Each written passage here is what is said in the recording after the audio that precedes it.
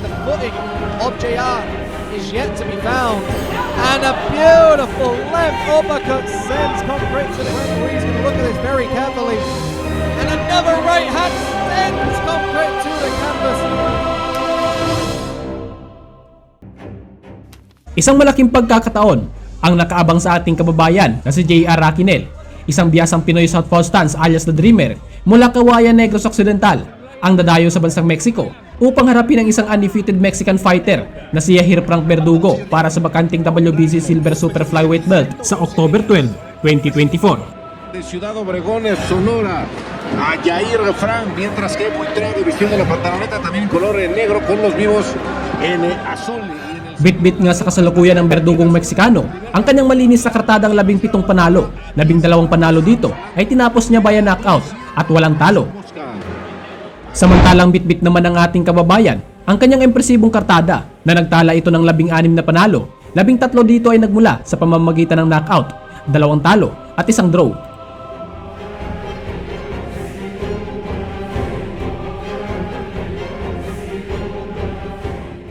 Si Raquinel nga ang kasalukuyang nangunguna sa ranking ng mga Pinoy boxer sa Super Flyweight Division at kasalukuyang nasa ika-16 naman ito sa pwesto ng world ranking, habang ang Mexicano ay nasa ika-11 na nga ito sa world ranking sa Super Flyweight Division.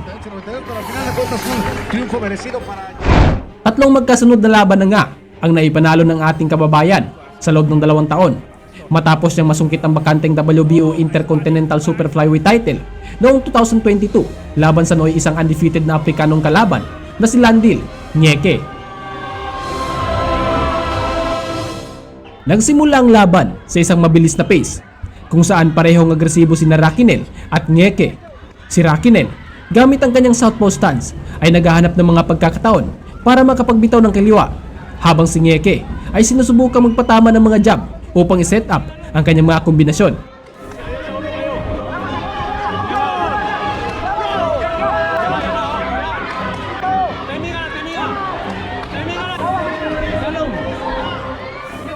Pareho silang naging aktibo, ngunit malinaw ang naging intensyon ni Raquinel na magpabagsak ng kalaban na siyang naging dominanteng puwersa sa unang round.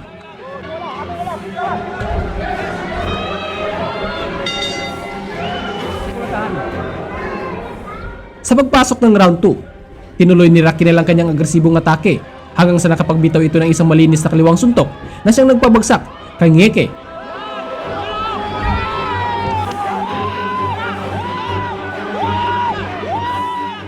Bagamat sinubukan pa ni Nyeke na makapagbawi, ngunit pinagpasyahan ng itigil ng referee ang laban matapos itong matamaan ng solidong suntok mula sa ating kababayan.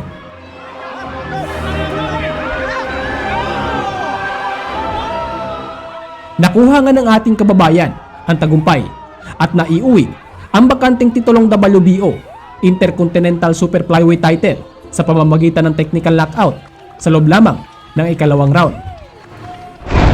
Taong 2023, February 25, muling sumabak ang ating kababayan sa isang tune-up fight laban sa kapwa Pinoy na boksingero na si Arnold Garde, isang Dabawenyong pambato, ngunit 3 beses itong pinataob ni Raquinel sa loob lamang ng isang round. Bago pa lang sinimulan ang laban, sunod-sunod na matutulis na suntok na agad ang inabot nitong si Arnold Garde at isang body shots ang pinakawalan ni Raquinel na siyang nagpaluhod kay Garde.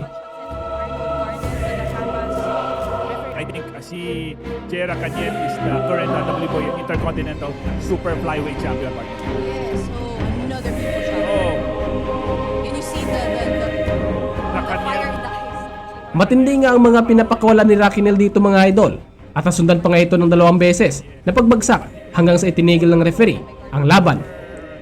nakalaban ni Raquinel si Chimel Magramo na nanonood siya Of ngayon. course, Chimel Magramo. I think they brought out the best from each other also.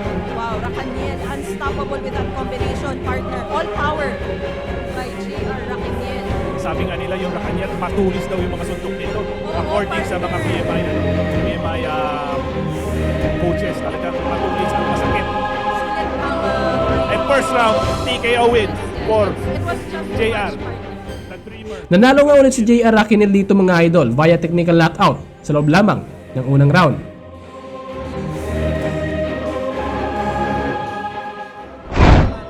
Nito lamang taon, buwan ng Mayo, Huling dumayo ang ating kababayan sa bansang Thailand upang harapin ang isang Thai fighter na si Comrich Natapech para sa isang 6 rounds boxing competition na kung saan bit-bit nga ng Thailander ang kanyang kartadang 35 panalo, 25 dito ay naipanalo niya via knockout at 10 talo.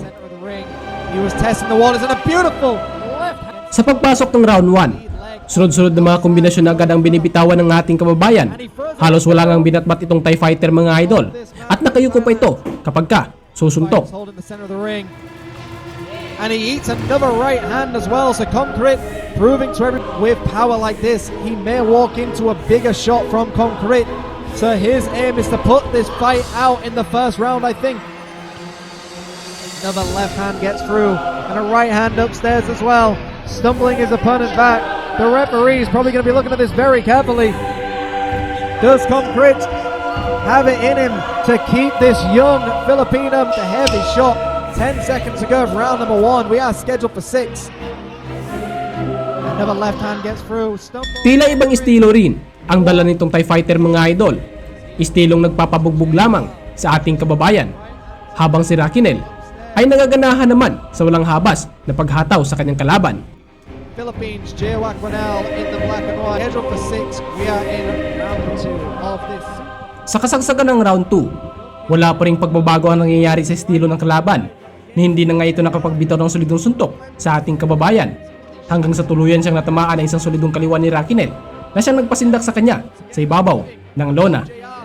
Is yet to be found.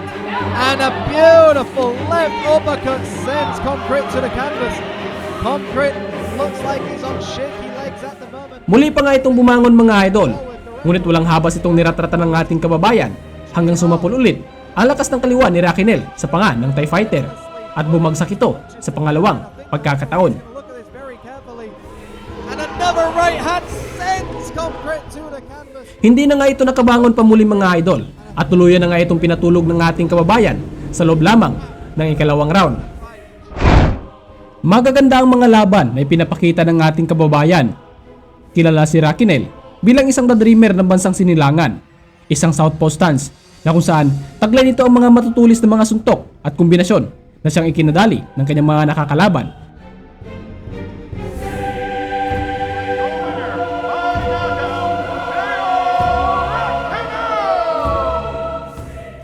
At ngayong paparating na laban, may malaking kasiguruhan nga bang may panalo ng ating pambato ang nakatatap sa gupaan. Lalo pat dayo ang ating kababayan sa baluarte ng Mexicano at isang undefeated fighter na bansang Mexico ang kanyang makakatagpo.